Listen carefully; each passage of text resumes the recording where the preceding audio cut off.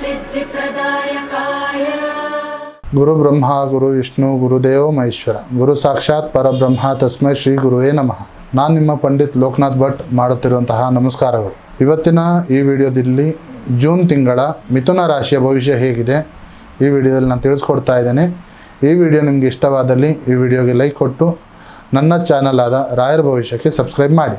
ಮೊದಲನೇದಾಗಿ ಮಿಥುನ ರಾಶಿಯವರ ಆರ್ಥಿಕ ಪರಿಸ್ಥಿತಿಯನ್ನು ನೋಡೋ ಹಾಗಿದ್ರೆ ಈ ಜೂನ್ ತಿಂಗಳು ಏರಿಳಿತಗಳಿಂದ ಕೂಡಿ ಬಂದಿರುತ್ತದೆ.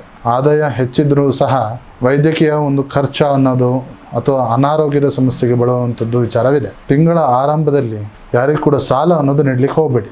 ಆದರೆ ತಿಂಗಳ ಕೊನೆಯ ಭಾಗದಲ್ಲಿ ಹಳೆಯ ಒಂದು ಬಾಕಿ ವಸೂಲಾತಿ ಆಗುವುದರಿಂದ ನಿಮ್ಮ ಆರ್ಥಿಕ ಪರಿಸ್ಥಿತಿ ಸುಧಾರಣೆ ಆಗುತ್ತದೆ. ಷೇರು ಮಾರ್ಕೆಟಿನಲ್ಲಿ ಹಣ ಹೂಡಿಕೆ ಮಾಡುವಂಥದ್ದು ಇದು ಉತ್ತಮವಾದ ಸಮಯವಲ್ಲ. ಇನ್ನು ಉದ್ಯೋಗದ ವಿಚಾರದ ಬಗ್ಗೆ ನೋಡೋ ಹಾಗಿದ್ರೆ ಯಾರೆಲ್ಲ IT ಕ್ಷೇತ್ರದಲ್ಲಿ ಇದ್ದೀರಾ ಅವರಿಗೆ ಉತ್ತಮವಾದ ಅವಕಾಶವಿದೆ. ನಿಮ್ಮ ಮಾತಿನ ಒಂದು ಚಾಕುಚಕ್ಯತೆಯಿಂದ ಹೊಸ ಹೊಸ ಆರ್ಡರ್ಗಳನ್ನ ನೀವು ಪಡಿತೀರಾ. ಇನ್ನು ಕಚೇರಿಯಲ್ಲಿ ಇರುವಂಥ ವ್ಯಕ್ತಿಗಳಿಗೆ ಹೊಸ ಜವಾಬ್ದಾರಿಗಳು ಸಿಗುತ್ತದೆ. ಉದ್ಯೋಗ ಬದಲಾವಣೆ ಮಾಡುವಂತಹ ವ್ಯಕ್ತಿಗಳಾಗಿದ್ದರೆ ಈ ಜೂನ್ ತಿಂಗಳ ಎರಡನೇ ಒಂದು ದ್ವಿತೀಯ ಅರ್ಧದಲ್ಲಿ ಉತ್ತಮವಾದ ಅವಕಾಶವಿದೆ. ಇನ್ನು ವ್ಯವಹಾರದ ಕ್ಷೇತ್ರದಲ್ಲಿ ಇರೋರಿಗೆ ಉತ್ತಮವಾದ ಪ್ರತಿಫಲ ಅನ್ನೋದು ದೊರೆಯುವಂಥ ವಿಚಾರವಿದೆ.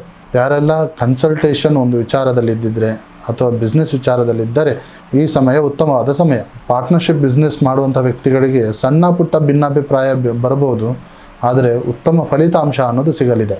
ಇನ್ನು ಪ್ರೀತಿ ಪ್ರೇಮದ ವಿಚಾರದ ಬಗ್ಗೆ ನೋಡೋ ಹಾಗಿದ್ರೆ ಸಂಗಾತಿಯೊಂದಿಗೆ ಮಿಶ್ರ ಫಲ ದೊರೆಯುವಂಥ ವಿಚಾರವಿದೆ. ನಿಮ್ಮ ಒಂದು ಚಂಚಲ ಸ್ವಭಾವದಿಂದಾಗಿ ನಿಮ್ಮ ಸಂಗಾತಿಯೊಂದಿಗೆ ಒಂದು ರೀತಿಯಲ್ಲಿ ವೈಮನಸ್ಸು ಉಂಟಾಗುವಂಥ ವಿಚಾರವಿದೆ. ಪರಸ್ಪರ ನಂಬಿಕೆಯನ್ನು ಕಳ್ಕೊಳ್ಳೋದಕ್ಕೆ ಹೋಗಬೇಡಿ. ತಿಂಗಳ ಕೊನೆಯ ಭಾಗದಲ್ಲಿ ಪ್ರೀತಿ ಹಾಗೂ ಸಂಬಂಧ ಗಟ್ಟಿಯಾಗುವಂಥ ವಿಚಾರವಿದೆ. ಇನ್ನು ಕುಟುಂಬದ ವಿಚಾರದ ಬಗ್ಗೆ ನೋಡೋ ಹಾಗಿದ್ರೆ ಮನೆಯಲ್ಲಿ ಒಂದು ಶುಭ ಕಾರ್ಯ ನಡೆಯುವಂಥ ವಿಚಾರವಿದೆ. ಸಂಬಂಧಿಕರ ಆಹ್ವಾನದಿಂದಾಗಿ ಮನೆಯಲ್ಲಿ ಒಂದು ಹಬ್ಬದ ವಾತಾವರಣ ಇರುತ್ತದೆ. ಸಂಬಂಧಿಕರ ಜೊತೆಗೆ ವಾದ ವಿವಾದ ಮಾಡೋದನ್ನು ಬಿಟ್ಟು ಬಿಡಿ. ಇನ್ನು ಆರೋಗ್ಯದ ವಿಷಯದಲ್ಲಿ ಜೂನ್ ತಿಂಗಳಲ್ಲಿ ಮಿಥುನ ರಾಶಿಯವರು ಸ್ವಲ್ಪ ಮಾನಸಿಕ ಒತ್ತಡಕ್ಕೆ ಗುರಿ ಆಗ್ತೀರ.